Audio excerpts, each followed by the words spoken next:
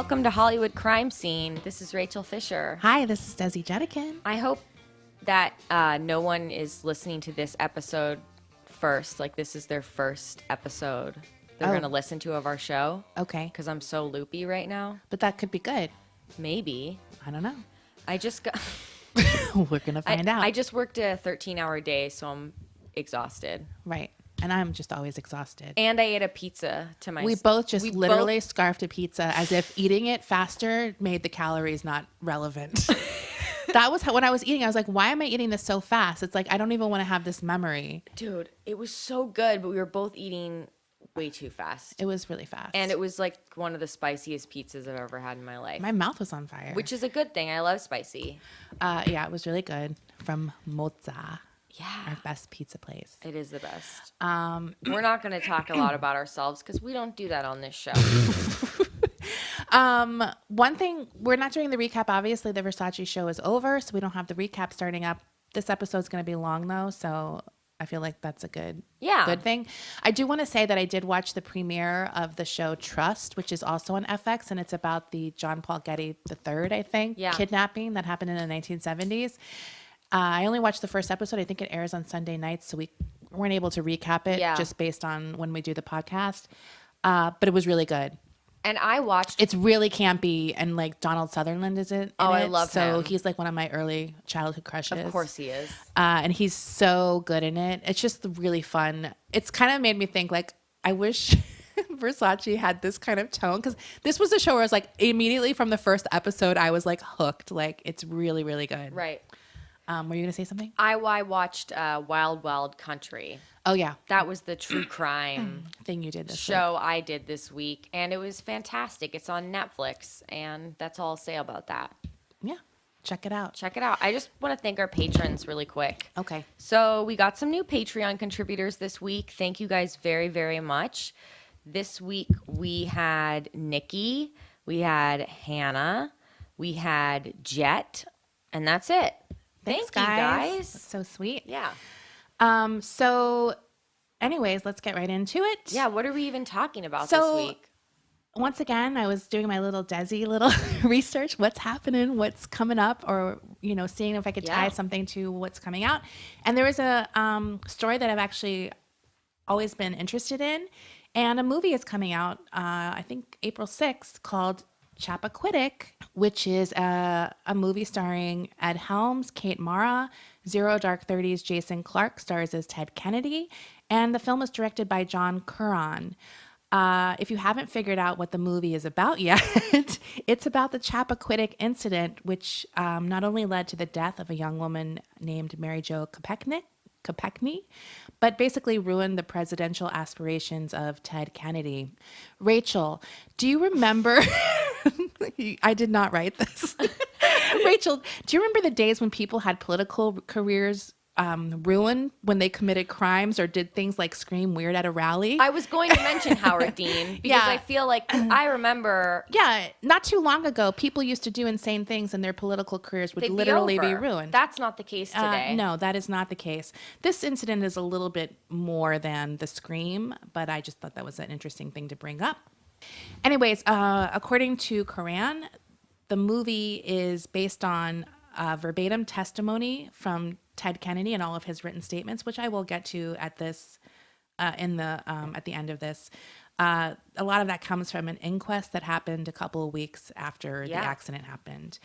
One of the reasons this story has persevered for so long is because it's full of a ton of holes, contradictions, and there's always more questions that need to be answered. Yeah. It's just a never-ending, because there was a huge cover-up, basically. Something happened, and no one really knows what happened. The chief question that most people want to know is, how did the accident happen, and what happened in the 10 hours between when it happened and when Ted Kennedy actually reported it, or it was found out. So I'm not going to go into who Ted Kennedy is, because I'm assuming you're all not a bunch of morons and you'll know who he is. Besides being the brother of two famous, or a part of this Kennedy family, which is a huge... I don't know. Do people overseas know the Kennedys that well? I think so. I mean they're like the royal family, kind of that level, right? Okay. He was also a really successful senator himself and actually a longtime champion of universal health care. I actually was reading some research. He helped co-sponsor a bill with Richard Nixon in 1972 that was basically the universal mandate, like to get universal coverage. So it's like he had been involved in that process or that fight for a really long time. I think Obama even thanked him when Ted Kennedy when the ACA passed. Anyways, he other than one failed primary challenge against Carter in 1980, he never came close to being president, and he was considered a sort of front runner before this incident happened. He's kind of widely seen as a tragic figure just on his own, not even as being part of the Kennedy family. In any other family, he probably would have been like a major success. But because his brothers were Robert Kennedy and JFK, he kind of just was seen as this sort of loser son. So this idea that he is this sort of, always chasing his brother's success is really central to this story. In fact, Curran, I don't really know how to say his name, I'm sorry, opens the film Chappaquiddick with a recreation of a TV interview in which Ted is asked if it was difficult living in the shadows of his two brothers. And in that moment, he sits silent for a moment, gets up, shakes the interviewer's hand, and says, "I think you have what you need." So it's something that always sort of hung over him. The movie actually looks really good, and I've seen only great reviews, so I can't wait to see it. And it's been described as a portrait of an amiable fuck-up's descent into cynicism and his reluctant embrace of the family business, whose cost of entry is part of his soul. I didn't write that. That was some over the top writer, obviously, not me. So I'm going to just say one more quote from a book called The Kennedy Imprisonment, A Meditation on Power. That was written by Gary Willis, and this is also sort of hitting that theme home about where he's coming from. Edward Kennedy has to keep living 3 lives at once. He has no one but ghosts at his side, and they count more against than for him, eclipse him with bright images from the past. One brother drew on brother for fresh strength. Now brother drains brother, all the dead inhibiting the one that has lived on. For Teddy, I believe this has proved an insoluble dilemma as well as a terrible burden, and there are few among us, I suspect, who could have done much better than he in coping with it on a daily and nightly basis for half his life, with the possible exception of the events surrounding Chappaquiddick. So this moment was his sort of like where we have the nervous breakdown over the one small thing. Right. So let's get into it. This all happened basically a year after the assassination of Robert Kennedy. So this is the next summer, which is 1969. In July, Friday, July 18th, 1969, Ted Kennedy was going to the annual Edgartown Yacht Club Regatta on Martha's Vineyard. And that was like a kind of rich people sailboat racing weekend. And then obviously it was sailboat racing during the day, and at night it was fucking partying. And Ted Kennedy was a willing participant in both of those things. So he was going to be racing his boat, which was called the Victoria, on both Friday and Saturday afternoons. And at night he had plans to attend private parties. Among those attending the parties were 6 young women who had all been active with Bobby's 1968 presidential campaign, and they were known as the Boiler Room Girls. Men were also invited to these parties, and this is sort of like a little tidbit. All 6 men at the parties were married. All 6 women were unmarried and under the age of 28. So there was these young campaign worker girls and these older kind of married powerful guys. Married men. The same weekend, which is almost sort of Shakespearean in its level of like tragedy or just a weirdness, JFK's longtime dream of putting a man on the moon, something that he had wanted to happen by the end of the decade, was also happening that weekend. Yeah. That was the weekend of the Apollo 11, Neil Armstrong, one small step for man, da-da-da-da-da. So at the same time, this horrible thing is happening for Ted, which hasn't happened yet in my story. This major thing for his brother's success and legacy is also happening, which I just thought was really interesting. Yeah. So like I said before, this regatta weekend was a wild time for rich white people, and they were literally rock stars trashing rooms and partying with fucking old school money, alcoholic style, like, that kind of partying, which actually sounds pretty fun. And Teddy was like, known for his debauchery at these weekends in the past. They didn't go the previous year because of Bobby's assassination. or it might not have happened yet. But anyways, they missed the year before. But this year, Joey Gargan, who was a Kennedy cousin, began to plan the regatta weekend like in May. That's how big of a deal it was. Because Ted Kennedy was already being groomed to be the Democratic nominee for 1972, Joey had a little bit more pressure that year. He wanted to make sure that any spotlight that Ted had on him would be favorable. He didn't want him to get in trouble or be seen as like a wild party animal. He was 37 at the time, by the way. And since RFK's assassination, Ted's behavior had been more and more erratic. I think he was just drinking a lot. Right. Surprise. He reserved a number of motel rooms that were on the main island. And then for the parties, he had rented a small cottage on the adjacent island called Chappaquiddick. This was separated from the town of Edgerton by a small channel that was only 150 yards across. And basically what you would do is go by ferry back and forth. So your car would go on like a flatbed ferry, and that's how people got back and forth between these two islands. Now, when he arrived on Martha's Vineyard, Teddy was met by his longtime chauffeur, Jack Crimmins, who had driven down from Boston in Teddy's 1967 Oldsmobile a few days before. Teddy actually immediately went to race that day on Friday afternoon. He finished ninth and started drinking rum and coke shortly after, before switching to beers. At some point, Crimmins picked him up in the Oldsmobile and ferried him across the channel to the party that was happening at the house. That was about 7 p.m. when they went across the channel to the party.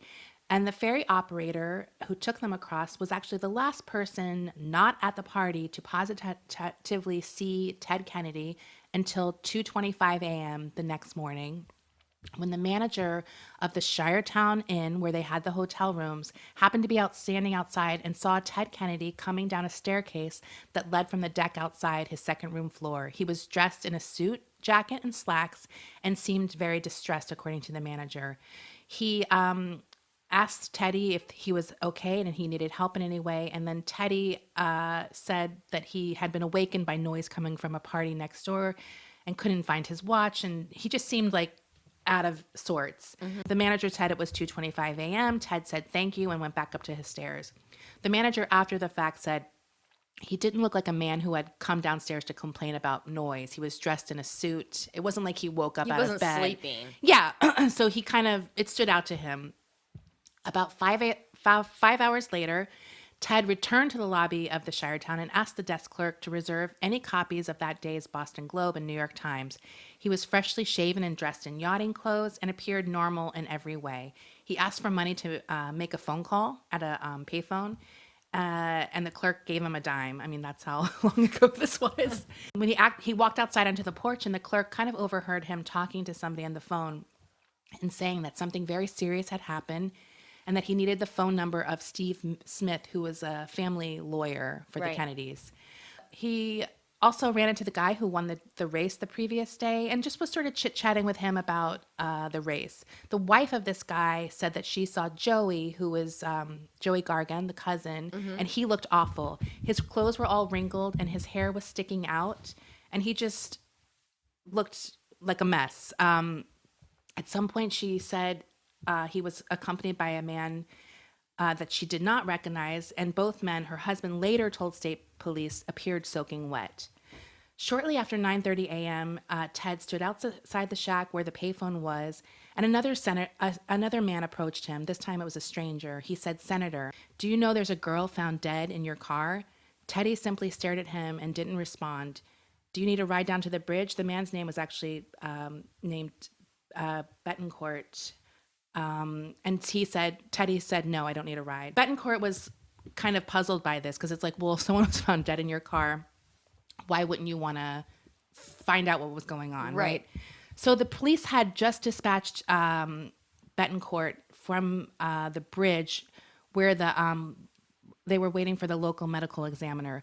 The chief had been summoned to Chappaquiddick earlier that day when two fishermen had seen an overturned car submerged in about 6 feet of water near the wooden bridge that led to a private beach on the island.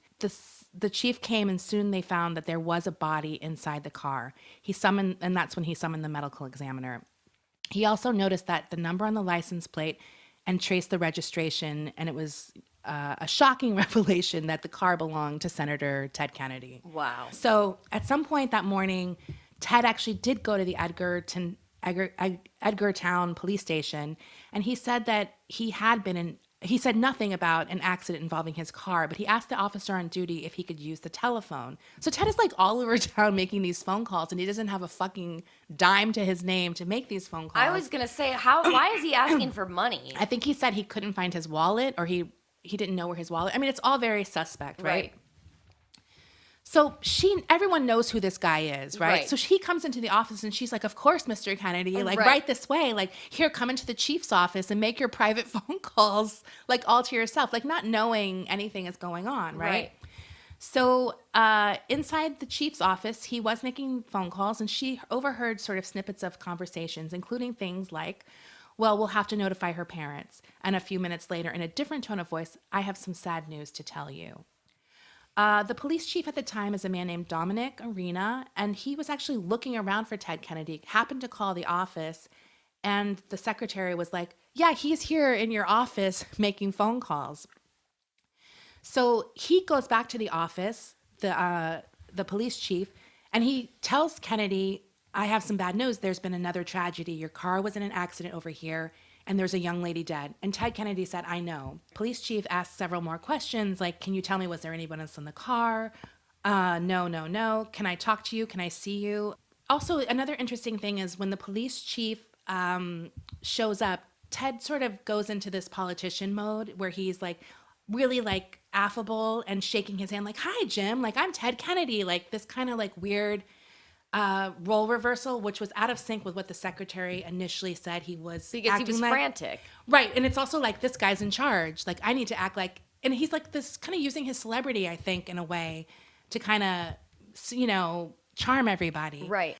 Later, Arena noted that the senator was in dry, clean clothes, and he seemed poised, confident, and in control while he was using the office and telephone. And then he's like, "I'm standing here in a puddle of water in a state of confusion," because he just came from the car, and he walks into his office, and Ted Kennedy's like, "Hey, like, welcome." The next thing that shocked the police chief is Ted calmly informed him, "I was the driver in the accident." He had assumed that the young woman who was in the car, he wrongly assumed her name was Rosemary Keogh because there was a handbag in the backseat of the car with her identification.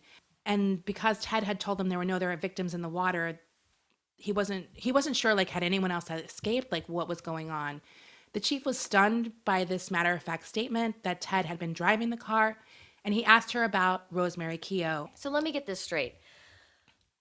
This is a guy who is basically at this point acting completely nonchalant about the fact that there's a dead body that has been found in his car.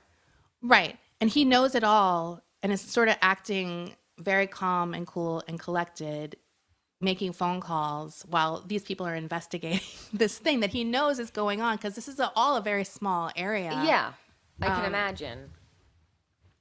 So Ted said, "Actually, her name is Mary Jo Kopechne, and I've already notified her parents."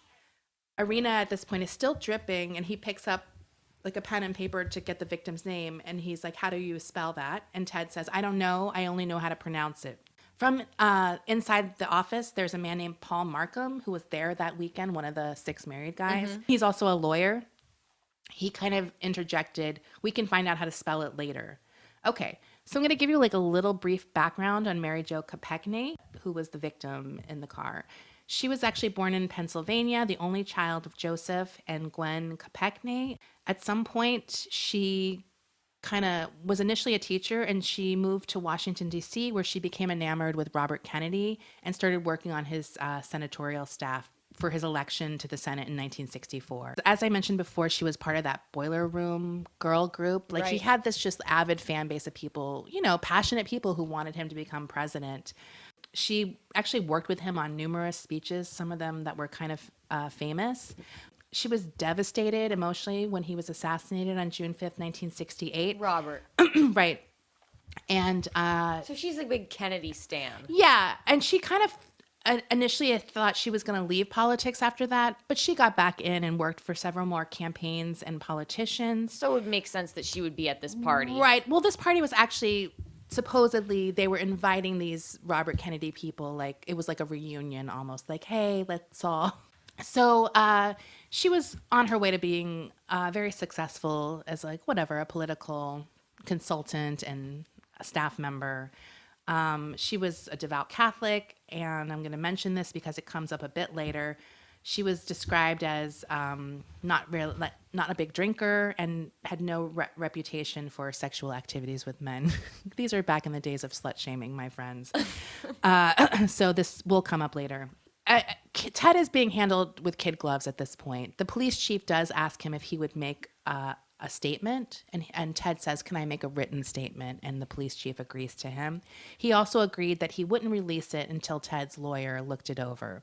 Well, sure. I mean, if some rando had just walked into the police station all right, he would jittered, be questioned right away. I mean, this is also so a really fast. small town. This is not Of like, course. yeah. So there's like a lot of things going on here. Arena later noted that he found it hard to believe that the senator had been in a major automobile accident. His face bore no traces of or any marks. He never sat down or appeared in any kind of physical discomfort. If he had been injured or in shock or confused, nothing of it lingered in our meeting to my observation. Here is Ted Kennedy's statement. On July 18th, 1969, at approximately 11:15 in Chappaquiddick, Martha's Vineyard, Massachusetts, I was driving my car on Main Street on way to get to the ferry back to Edgartown. I was unfamiliar with the road and turned right onto, wait for it, Dyke Road. Sorry, Rachel. I knew you would appreciate that. That's my favorite road. Instead of bearing hard left on Main Street, after proceeding for approximately 1/2 mile on Dyke Road, I descended a hill and came upon a narrow bridge. The car went off the side of the bridge. There was one passenger with me, Miss Mary Jo Kopechne, a former secretary of my brother, Senator Robert Kennedy. The car turned over and sank into the water and landed with the roof resting on the bottom. I attempted to open the door and the window of the car, but have no recollection of how I got out of the car.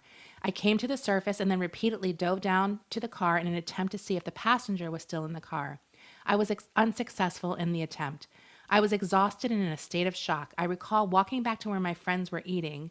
There was a car parked in front of the cottage, and I climbed into the back seat. I then asked for someone to bring me back to Edgartown. I remember walking around for a period of time and then going back to my hotel room. When I fully realized what had happened this morning, I immediately contacted the police. Okay, so there's like a lot of... There's a lot there. No one objected to Ted deciding he wanted to go back to Hyannisport, where the Kennedy compound is, which is crazy to me after what he just basically admitted to in this statement. Yeah. Even though it wasn't released yet, the police chief saw it. But you know what? It's the Kennedys. Someone reported that Ted in the car ride to the private jet that would take him back to Hyannisport said that he was saying over and over again, "Oh my God, what has happened? What has happened?" He immediately disappeared behind the fences of the Kennedy compound. And that's sort of been a thing. Like when any sort of tragedy or scandal or anything happens, it's like this retreat behind these gates in this Kennedy compound where they don't go have to deal with the rest and of like the world. all of their lawyers and everything come in and like they make these plans, right? So apparently his dad was still alive at this time, but like very sick, and he was in the house, and it was reported that he had a conversation with his dad about what had happened. But the dad he didn't want to get into it because the dad had already gone through so much. He like thought his dad couldn't take another scandal, or like his last son sort of having this Right. last thing. At this point, the press is taking notice of this story. And the police chief felt he had no choice but to make the statement public, even though the lawyer hadn't looked at it, which I don't even know is a thing that's necessary. So he released the statement that I read before, and the associate medical examiner who had also gone to the scene, I mentioned him earlier, he announced that his preliminary finding was that she died by drowning. So about 3 p.m. Same day, Arena released a statement saying Senator Kennedy has given the following statement. He read it in its entirety. I think he actually read it twice so that reporters could get the facts from the statement. He also said that Ted had been cooperative, and that the reason for the delay in notifying police about the accident was because, according to Arena, he was in a state of shock. As I said before, the Kennedy crisis team was already in action getting the boiler room girls to cooperate by not saying anything. So they kind of already started calling the people at the party and saying, keep your mouth fucking shut. Right. Another thing they did was that they arranged for Ted to get examined by a Kennedy family physician and gave him a diagnosis of a concussion or some sort of damage to the head, so they could maybe use that later on to explain why he didn't report things right away. And got dressed. Right. So they were kind of laying all these little groundworks to make him seem like part of the victim, a victim too in the situation. Right. I mean, it's funny to me to think about the doctor, because we have the thing with Trump. I was going to say doctor. that reminds me. It's like rich people can just get these fucking doctors to say what they want.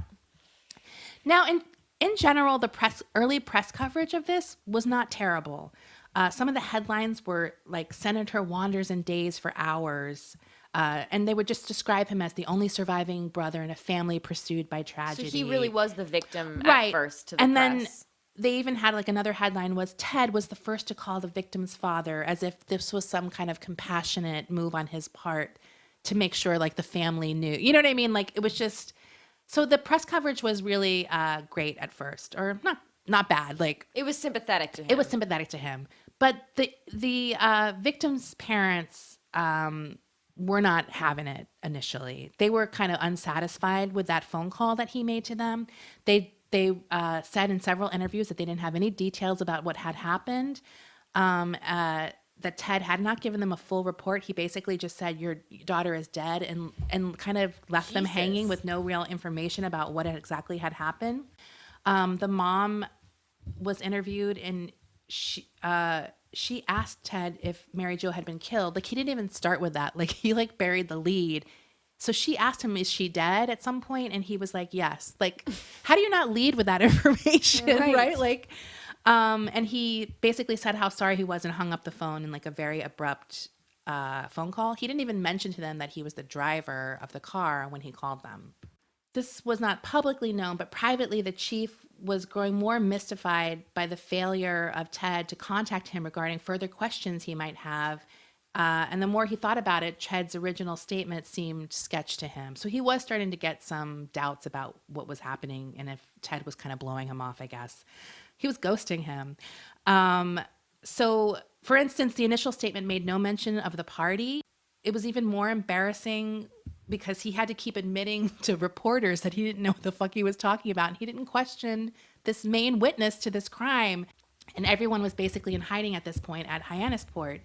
By Sunday, after he had further scrutinized the statement, the press was really bombarding him with even more legitimate questions, and he didn't know the answers to any of them. Most of the reporters at that time were at Chappaquiddick, and they were investigating the scene. The reporters were almost doing the job of the police force. Right. They went down the road, and they all came to the same conclusion, basically. Like, he couldn't have unknowingly turned down this road. Like, his statement that it was an accident was a fucking lie, basically. How come he couldn't have unknowingly? Because it wasn't like he had to intentionally turn left to go down this road. It wasn't like a fork where he veered off the wrong side. It also had a white line down the middle, like a light reflecting arrow. Yeah. So it was just very obvious that you were turning down Dyke Road. Sorry. That sounds like a euphemism. I'm turning down Dyke Road. I'm tired of men. If I was less tired right now, I would have had a zinger. There are some zingers there. Email us your favorites or tweet at us your favorite zingers. We're tired. So it was just pretty obvious to everyone, like, how would you accidentally turn down this road, right? The other thing that people were pointing out was he said he was taking her to the ferry, but this was not the road to the ferry. This was the road to a private beach that he had gone to that day. Look, it doesn't take an investigative journalist to look at this statement and realize that there are like several holes. But they're like getting some like facts to back that up. Right. So he was intentionally turning down this road, probably to go to this private beach, and there was a bridge that crossed this thing called Poocha Pound. Wait, Poocha what? Poocha Pond. Poocha Poocha Pound. Of course I would say Poocha Pound. Oh. Pound by Poocha. No, it's pond. I might be saying all of these words wrong. I'm sorry. It's Massachusetts. Well, sometimes your poocha turns into a You pond never when know. you turn down Dyke Road. Thank you. At least it has in my experience. Yeah. So the implication was pretty clear. He was taking Mary Jo to the beach, not to the ferry. Like, there's just no way this was an accidental thing. There was also a house that was right at where the road and the bridge met. And there was a woman who lived in that house, and she told the police chief that she heard a car go by faster than usual about midnight the night of the accident. That was something that he never really thought of, but the press really focused on too. The occupant stated that with certainty that lights were on until well after midnight, and that Ted, seeking help for a girl who was possibly still alive in the submerged automobile, would have walked right past the house with lights on. And like, said they're saying help. our lights were on well past midnight. So you're telling us he walked past the house and wouldn't have gone in to call for help at the first house he saw? Like, that makes no sense, right? So instead, when he's exhausted and in a state of shock, he walked another 1.2 miles until he reached the cottage where his friends were. I mean, I guess that's possible if you're a dumbass, like, right? In fact, there were actually 3 houses along the way that he passed and could have stopped at for help before he got to the party. So, I mean, the failure to stop in any of those houses just raised a lot of doubts with people sort of looking into this At best, case. it shows an extreme lack of judgment. Right. And like, was saving her life really his top priority? Right. At that point? Like, why? What's going on here? And then on Sunday, a Chappaquiddick resident named Christopher Look, who was actually a deputy sheriff and fuel oil salesman, and he also worked part-time as a special police officer at private events. So he had like a police background. So his testimony was pretty much sort of believed right away because it was really detailed. He says that on the night of the accident, after he was keeping peace, that's how he described it, at the Edgerton Yacht Club Regatta dance that night that was held from 8 p.m. until 12:30, he went across the channel and saw a car was parked by the dock. As he drove home at about 12:40 on Saturday night, he saw the headlights of a car coming toward him. He slowed to almost a complete halt, and a dark sedan rushed past him. According to him, there was a man driving, a woman in the front seat, and either another person or some clothing in the back seat that appeared to be a shadow of some kind. He says as soon as it passed him, the sedan swung off the paved road and onto a narrow dirt track that led to nowhere. That was locally referred to as Cemetery Road. As if the car realized that they had made a mistake, the driver backed back towards the paved road, and thinking that the occupants might be lost or in need of directions, he got out of the car and walked toward the sedan. When he was within 10 yards of the car backed up further, and now he was close enough to the car where the taillights kind of illuminated him. So the person in the car saw him standing there, Right. most likely. Before he could get closer, the driver went into forward gear and left a trail of dust and took off down Dyke Road toward the bridge. Look had said he was close enough to see the license plate had the letter L on it, and both the first and last digits after the L were 7s, which is a match for Kennedy's license plate.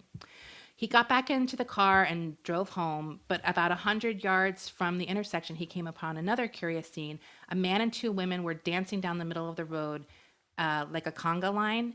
Wait. A 2-person conga line? No, it was a man and 2 women, so a 3-person conga line. So a 3-way conga line. He asked if they needed a ride because they were just kind of in the middle, and they were like, "Shove off, buddy, we're not pickups." Now, these were probably people from the party that these Kennedys were at, like, and this is going to come into play a bit later because they kind of claim that this party was a low key, like, "Hey, what's been going on?" I have a question not a for drunken. you, Desi. Yeah. What's more of a lame party cliche? A conga line or a lampshade on the head? A lampshade in the head, because I feel like a conga line will happen, right? Come on. Lampshade in the head has never happened. I just don't believe it. So the next morning, Look actually got a phone call, and someone told him there was a car underwater by Dyke Bridge, and it had the body of a woman in it. He hurried to the scene, and when the car was dragged up from the pond, he said to Chief Arena, "That's the same car I saw last night." So the press began piecing all of these things together, like, because the police department wasn't. His testimony contradicts a lot of what Ted Kennedy said. One of the main things is the testimony time of this guy Look. Right. One of the main things that it contradicted was that Ted initially said the accident happened around 11:15 p.m. And Look's testimony was that it was more about 12:40. The reason this is kind of important is because the ferry stopped running at 12. So if it was after 12:40, there was absolutely no reason he would have been going to the ferry because there was no more ferries to take her back across the way. Across the way. Here's like a little detail too about this testimony actually came in the inquest, which I'll get to later, about kind of what led up to them leaving the party in the first place. So as I said, Kennedy testified that he left the party at 11:15. He never changed the story, even when other people contradicted the time. When he said he was leaving, Kopechne told him that she wanted to leave as well, and would he be kind enough to drop her back at her hotel. Kennedy got the keys to his car from his chauffeur, and when he was asked why his chauffeur didn't drive them both, Kennedy explained that Crimmins and other guests were still eating their food and enjoying the fellowship. That's a quote from Kennedy. And it didn't appear necessary for him to have him leave when he was going anyway. And he But could just all drive the them. pigs in a blanket had been put away by 10 p.m. They were still enjoying fellowship. The fellowship of the rings. And then Kopechne didn't tell anyone she was leaving with Kennedy, apparently. And no one ever... And next morning, all these people woke up and didn't even know she was missing. But she did leave her purse and hotel key at the party. So that kind of doesn't make sense either. One of the biggest early blows, and this happened on Sunday after the accident... Sunday, so 2 days after the accident, or I guess 1.5 days, it came from the scuba diver who extricated the body from the car. And this gave me like heartburn because this is like such a horrible death. Okay. So his name is John Farrar. He was the captain of the Edgerton Fire Rescue Unit, and he was the diver who got her body. According to him, by the way, I can't remember if I mentioned this. The medical examiner said that she died of drowning. Right. According to him, he didn't think that was the case. Oh, really? He said that she died from suffocation, or from the impact of the overturned vehicle. But he was leaning towards the suffocation because of this. This is a quote, she was in what I call a very conscious position, meaning she'd been alive and functional after the car had entered the water roof first. Her head was at the floorboards, which would have been the roof because the car was upside down, where the last bit of air would have been. It seems like she was holding herself up into a pocket of air to breathe. It looked as if she was holding herself up to get the last breath. It was a consciously assumed position. She didn't drown. She died of suffocation in her own air void. It took her at least 3 or 4 hours to die. What? I could have got her out of the car 20 minutes after I got a call saying the accident happened, but he didn't call. Oh my God. I mean, that's just so horrible to me that she's trapped in this car, like in this little well of air and basically suffocating because the carbon dioxide built up. He said when he got her out of the submerged car, rigor mortis had already set in a bit and her hands were clasping the back seat and her face was turned upward. Oh, wow. Isn't that a horrifying image? Now, one thing that kind of interests me in the movie, and I'm not sure how far they go into it, is they do show the scene of her in the car screaming for help. Like they reenact the scene of her struggling in the back. So I don't know how horrible it will be or how detailed it will be, but I do know that they do have a scene of her basically begging for help. So that was not good. Because now someone is saying, because you didn't do this, she died. Like, she could have lived if you had just fucking called from the first house. That Monday morning at this point, Chief Arena is being fucking skewered and like raked over the coals by the press. So he did the bare minimum that he had to do required by law. He filed a complaint in district court charging Ted Kennedy with leaving the scene of an accident without negligence involved. Without negligence. So this is literally like the minimum charge that he is willing to go. The special prosecutor in the report emphasized that Ted had been driving with extreme caution at the time of the accident. It struck some observers that there was a slim basis for either of these assertions. The diver who retrieved the body said the car must have been going at a pretty good clip to land almost in the middle of the channel. So they were driving fast. That's not exactly extreme caution. In fact, the bridge was kind of known as being a traffic hazard So everyone drove with extreme caution, like because of what it was like a narrow bridge. So the fact, like only someone who was literally not having extreme caution would have drove off the Dyke Bridge and maybe either been intoxicated or just reckless driving. Like there's just no way it would have happened if you were being careful. And then as far as the negligence goes, how is it not negligent to spend so many hours between the accident and when you actually reported it? It's just bullshit. After making the charges and emerging from the courthouse, Irina was faced with more hostile questions from reporters. And basically the reporters were saying to him, the fix is in. Like, you guys are all fucking covering up for the Kennedys.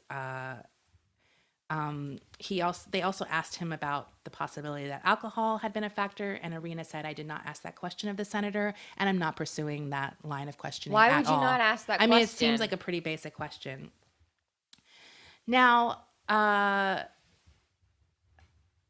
so this is when the press started becoming much more unsympathetic to Ted Kennedy. Right. His press was no longer at all sort of making him one of the other victims in the thing. I mean, obviously, like there was a lot of questions being asked by the press. Things like, why were you, a married man, driving around with this young woman? I mean, it's all these kind of dated sort of like as if a woman can be alone with a man. But it is sort of like, you know, have you been drinking? Why were you taking her down the road? Like all these questions that the police weren't asking. The press was finally like fucking putting it in. And then they would get into the political stuff too. Like, do you really think you're fit to be a sitting senator? Don't you think you ought to resign? At this point, him not saying anything behind the fences of the Hyannisport Kennedy compound was becoming deafening. Like the sort of crisis team that I mentioned before, they quickly kind of knew that they had to get Kopechne's parents on board supporting Ted Kennedy and his story. Like they knew if the family started going off, they were fucking dead in the water. I mean, no, sorry, that was a bad pun. Jesus Christ.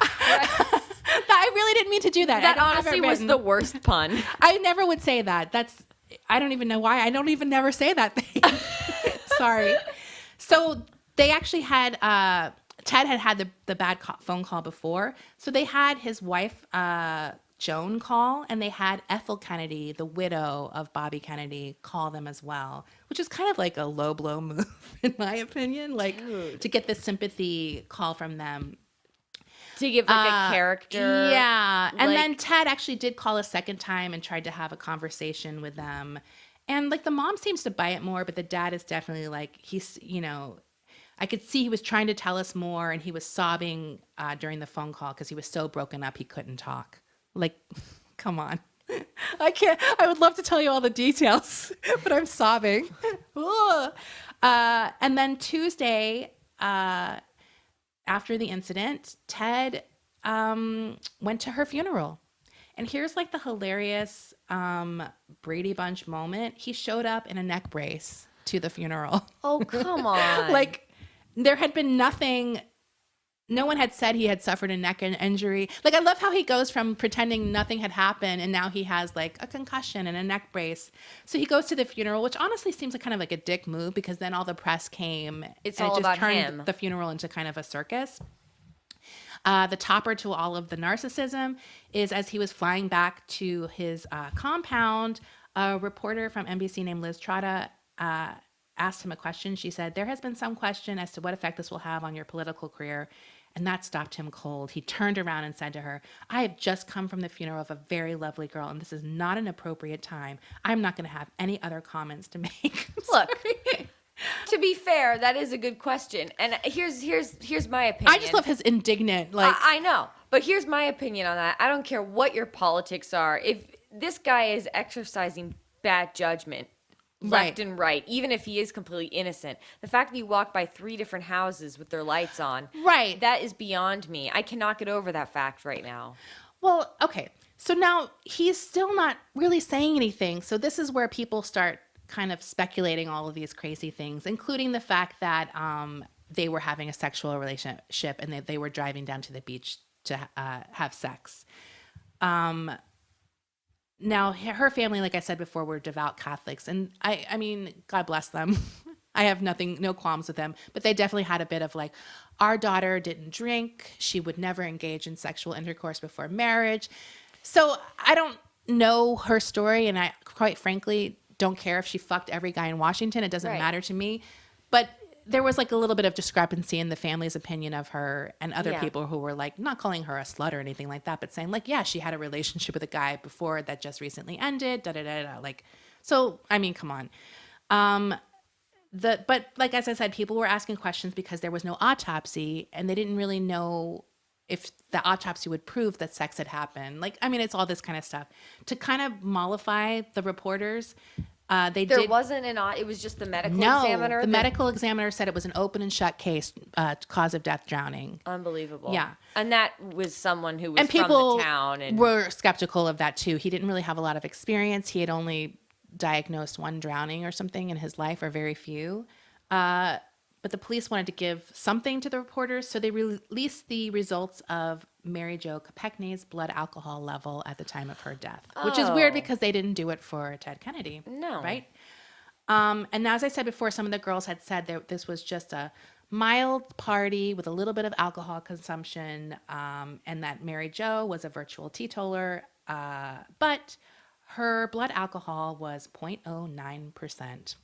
Now, Rachel, that's very high blood alcohol content. I'm going to tell you exactly what that is.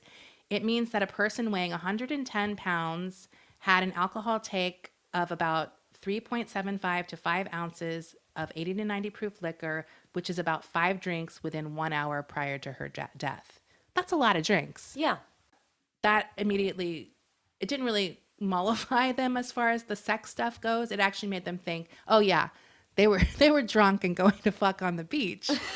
But I do think it was interesting because it's like, of course they were partying. Like, who even cares? Like, but I mean, Ted Kennedy was like a well-known fucking drunk. The fact that he would not have been drinking is insane to me. That anyone would buy it. As I said before, the family were upset about that revelation. And the situation was just spinning out of control because Ted basically wasn't fucking saying anything. To stop all of this stuff, he made arrangements to appear in the Edgertontown courthouse the following morning. And with his neck brace? Yeah. This time he rolls in with... Miss Brady brought the football. Well, yeah, and this time he rolls in with like a cast and... Right. So he's facing the charge of leaving the scene of a motor vehicle accident. He shows up in his blue suit and his dark tie and looking, as the Times described him, like a ruined man. He entered the courthouse with his head down and just very somber. The judge took his seat and read the complaints about him with the very, very minor charge. He pled guilty to this charge and then slumped down into his chair. Kennedy's attorney suggested that any jail sentence should be suspended, and the prosecutors agreed because Kennedy's age, he was only 37 at the time, and his character and his prior reputation. So once again, a man being described as young at 37, he's only 37. And a white guy not doing jail time. He was sentenced to 2 months incarceration, which was the minimum for the offense, and the sentence was suspended. So he didn't send any time. Now, when he announced the sentence and the suspension, the judge also referred to Kennedy's unblemished record and said that he has already been and will continue to be punished far beyond anything this court can impose. You know what? Impose it anyway. You can say that about almost any criminal. Like, they're upset about maybe getting busted or whatever happened to them. He went back to Hyannis Park Kennedy compound after that, and that was the night he made finally made a statement or a speech about what had happened. This was like broadcast by every major network, and it was a live speech at 7:30 p.m. a Friday, which was like a week after what had happened. And it was said that as many people watched this speech as watched Neil Armstrong take his first step on the moon. That's wild. Yeah, so that's like a lot of people. I mean, that's how it was back in those days. There's only 3 channels. Everyone watches the same thing if it's on all 3 channels. And this is a big story at this time. So I'm just going to kind of hit some of the highlights of his televised statement. He answered some questions. He said that the reason his wife wasn't on the trip was because of health issues. He said there was no truth to the widely circulated circulated suspicions of immoral conduct between the two. He was not driving under the influence. His conduct during the hours after the accident made no sense to him at all. His doctors informed them that he had a cerebral concussion and shock because he didn't seek medical condition. He didn't. What? But he did not seek to use his medical condition to escape responsibility for his actions. He's just letting us know. He regarded his actions as indefensible. The fact that he did not report the accident to the police immediately. He went on to like it was basically sorry, not sorry. Like I regret what I did, but I fucked up. Right. And I'm not really owning up to what really happened. He also talked about all of his emotions, grief, fear, I had doubt, exhaustion, panic, confusion, shock. He said one of the reasons he didn't want his friends to go back to the house was he didn't want to alarm their friends that night because he was worried that they would go down to the water and help look for her body and that someone else would drown, basically. He also made a plea to the voters of Massachusetts, asking them to decide whether or not he should resign. Sorry, this just is all such bullshit. And I actually kind of like Ted Kennedy, but this is like literally ridiculous. So he asked the voters of Massachusetts to think things through with me as he faces this decision. He was seeking their advice and opinion on the matter and seeking their prayers as well. I'm sorry. Their thoughts and prayers. Yeah, he was an original thoughts and prayers. This speech was, by the way, kind of, I can't remember. No, wait, sorry. Never mind. He also quoted Ted Sorensen, who was JFK's speechwriter, and helped him write the book Profiles in Courage, which was like Kennedy's big, whatever, bullshit self-help. So he quotes Profile in Courage's at the end about what it takes for a man to be courageous and da-da-da-da. Right. And then he ends the speech, whatever is decided, whatever the future holds for me, I hope I shall be able to put this most recent tragedy behind me and make future contributions to mankind in public or private life. Please vote for me. Yeah. The speech was immediately panned, and basically no one was like, it came off really insincere. They were saying it was self-serving. Yeah, I mean, people compared it to a famous speech by Richard Nixon that people called the Checkers speech. He had gotten into some kind of financial issues when he was running as vice president with Eisenhower, and people basically were like, you're using your dog Checkers to get sympathy, which is kind of like something people still do, using their dog to get sympathy. I'm sorry. The Kopechne's mother and father both were kind of fine with the statement. I'm not quite sure what's going on with them. I mean, I'm not trying to judge them, but they're not giving Ted Kennedy as hard a time as I would imagine. Yeah. Anyways, regardless of how it seems closed up, obviously it wasn't. People were still fucking making up things and trying to figure out what really happened.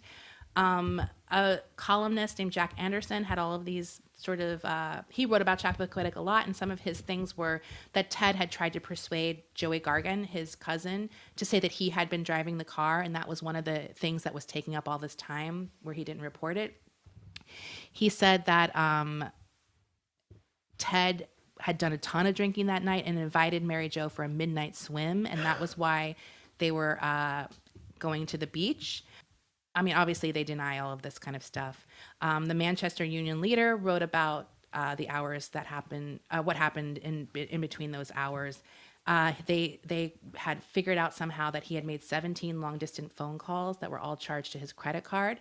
5 were made before midnight from the Chappaquiddick cottage, and the other 12 were from the hotel on the shore. And the implication of that was that if Ted and his aides had made 17 calls from shortly before midnight to shortly before dawn, they were trying to develop a cover story. They weren't. This doesn't show Ted as being someone who's like exhausted and in shock. It shows someone who's like panicking and like his life is over and he's trying to figure out what the fuck what do I do to get out of this.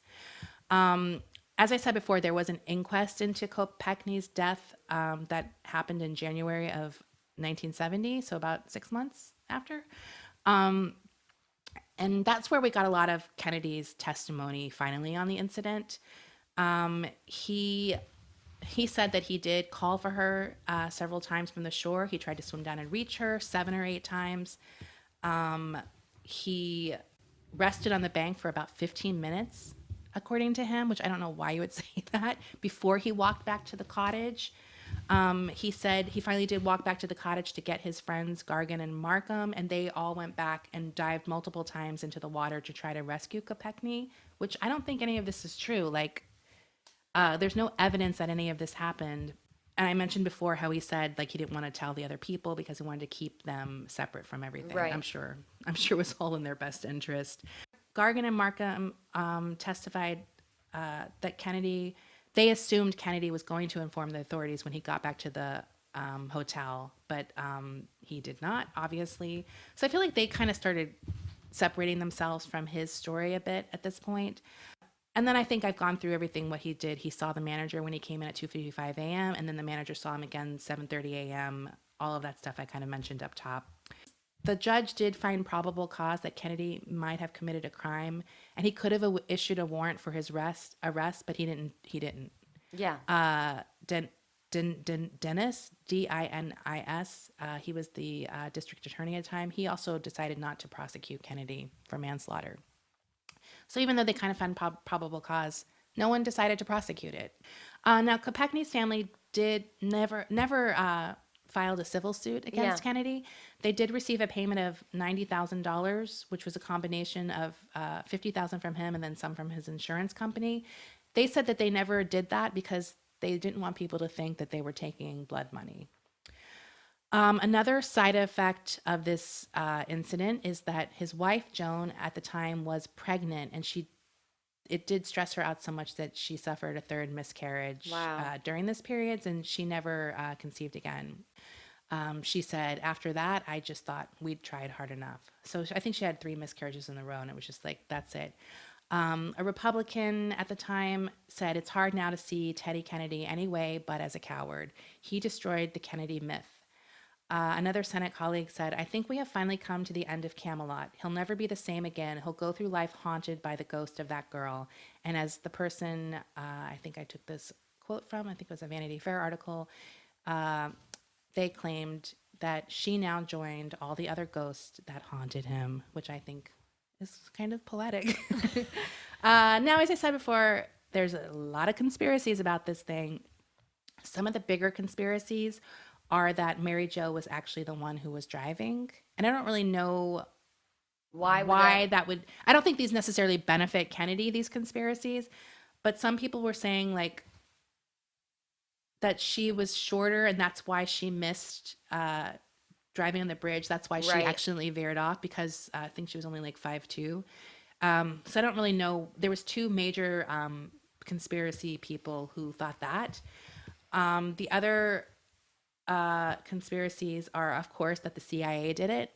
Just like that's always like there's always going to be like that they killed the other 2 brothers and that they also killed him, which I feel like, well, that's an interesting way to do it. Right. Like kill his career by having him accidentally kill someone. Like another sort of interesting thing is Joyce Carol Oates actually wrote a sort of fictionalized version of the story in her book Blackwater. And in the story, he is like hardcore using her head as a step to get out of the car. Oh my God. Like he's like very murdery. Like she's trying to cling to him and he's like kicking her off. Fuck you, bitch. And actually I was like, oh, I need to read this book. It's called Blackwater. And then throughout the book, apparently, she has a line that's repeated over and over again, as the black water filled her lungs and she died. So Joyce Carol Oates, come on. So as I said before, Kennedy did kind of, he never became president, but he did become a sort of spokesman for progressivism and like a sort of elder statesman of the Democratic Party. Yeah. In 2008, he was hospitalized for a seizure and diagnosed with a malignant brain tumor. And then he died at the age of 77 in August of 2009 on the Kennedy compound in Hyannisport, Massachusetts. Now, Karan, the director of the movie that's coming out, he kind of has an interesting tie to how what happened at Chappaquiddick in a way paved the way for Donald Trump becoming president. He's basically saying, like, by ending the possibility of having another Kennedy in the White House, it's likely that if this didn't happen, Ted would have become president in 1972 instead of Nixon. The war would have ended. The Southern strategy of the Republicans would have never really taken root because Nixon kind of really pushed that. And there would have been no Watergate. So who knows what the political climate would have been after a completely different run of events, right? So he's like, that's sort of why he thinks the movie is relevant to talk about. I don't know how. I mean, it's an interesting thing to think about because the Southern strategy is definitely something I think that helped pave the way for Trump, but I don't know that it necessarily wouldn't have happened without Nixon. He also said it's a good look at how powerful men don't have to face consequences. And I would say not even powerful men, but like people like Brock Turner, like just wealthy white men. So I'm going to kind of try to end this on a lighter note. Jokes about Chappaquiddick were sort of like the Twitter of the day. Like sort of satire and stuff like that about Chappaquiddick were really hot after it happened, especially to kind of keep Ted Kennedy down. Right. I'm going to name a few of the big ones. Time reported after the incident, there was like a joke. One sick joke already visualizes a Democrat asking about Nixon during the 1972 presidential campaign. Would you let this man sell you a used car? Answer, yes, but I sure wouldn't let that Teddy drive it. Sorry. And the National Lampoon also had a mock advertisement showing a floating Volkswagen Beetle with the remark that Kennedy would have been elected president had he been driving a Beetle that night. Basically because Beetles floated in the water. Right. Whereas this heavy Oldsmobile kind of sunk. Right. And they actually got sued by Volkswagen because it was an unauthorized use of their trademark. There was also a limerick. There was once a senator from Mass who wanted a new piece of ass. He lucked up and found her. He fucked up and drowned her. Now his chance to be president has passed. I'm sorry. That's brutal. And then here's two jokes I'm going to end on. An aide went into Rose Kennedy's bedroom early one morning to tell her the sad news that Jackie had died. That's terrible, the old lady rasped. Was Teddy driving? I'm sorry. That's like from Jackie O dying from like the 90s. They were still making Chappaquiddick jokes. That's a terrible joke. That is a terrible Not one. because it's like mean-spirited. It's just not a good joke. It's just they're like getting the last gasps of Chappaquiddick jokes, right? And then the last one is, who are you going to vote for, Nixon or Ted Kennedy? Nixon, he landed a man on the moon. Kennedy couldn't get a girl across a bridge. I'm sorry. And then they said something, the joke I found this on, it said, the original joke used a much more derogatory word than girl. I actually tried to find it. What was the bitch? I was like, what they call her, bitch or whore? Like, I have no idea what they used. So those are some Chappaquiddick jokes. They're not very good. I tried to find some good ones, but those did kind of haunt him his whole career. So that's the story of Chappaquiddick. I know Chappaquiddick, right? Name. But the details are. I thought I knew a lot about it, but then I was reading. I was like, oh my god, he did that. Like, I think I had a more sympathetic take on it for him than I realized how bad he fucked up. Like, I think I bought kind of the idea that he was disoriented. Yeah, and then I was like, oh well, it was 10 hours. Like, it's just. And hearing how she died too is like. That just horrible. part chilled me to my core. Yeah, I mean, horrible. that is awful. I feel really bad for her. That's like, sad. What a way to go. So I'm excited for the movie, though. I do too. feel like the movie is going to be really good. Who's in it again? Rooney Mara? Kate Mara. She plays Mary Jo. Other people in it, there's some like weird people in it, like Ed Helms and Jim Gaffigan play the two guys, Paul Markham and Joey Gargan, the cousin. So they're like in it. Guys. Yeah, so it's like one of those things where they have like comedy actors in these kind of more dramatic roles. Which, I like that. People have done in the past, I think. Speaking of which, I think it was this past week's SVU. Will Sasso was on it. Oh, and he was on Mad TV. Right. He played Kenny Rogers. Fucking amazing impression. He had this dramatic role on the most recent episode of SVU, and he was fantastic. Oh. Like, I was like, I can't believe that's this fucking goofy-ass guy who used to play Kenny Rogers on Mad TV. Yeah. There's a lot of talented people that came out of Mad TV. Right. Definitely. I mean, Jordan Peele, for one. Yeah. But, like, Anyway, just an aside that it Yeah. is. I do enjoy seeing comedic actors do Right. dramatic roles to see what they can do with it. I feel like I can't think of the top of my head, but I feel like there's been some movies like in the recent past that have done that. Yeah. Used like comedy actors in these more serious roles. Yeah. Oh, actually, you know which one it was I'm thinking of? The Post. They had Bob Odenkirk and David Cross. Oh, well, Bob Odenkirk is a fantastic Right. actor. Well, that's not as shocking, but to have them David both Cross together that's was sort of like definitely. That's more interesting to me to see him in a dramatic role. It wasn't a big one, but I remember it was one of those ones. I was like, who is that? Like, I recognize him because he had like a different look. Right. Can't fool me. Can't fool me. Okay. Okay, wow. That was great. Okay. I learned a lot today, and I'm going to go promptly to bed right now. Okay. So I'm going to upload this in the morning. Mm-hmm. And thank you Thank guys you guys for listening to our show. Bye. Bye.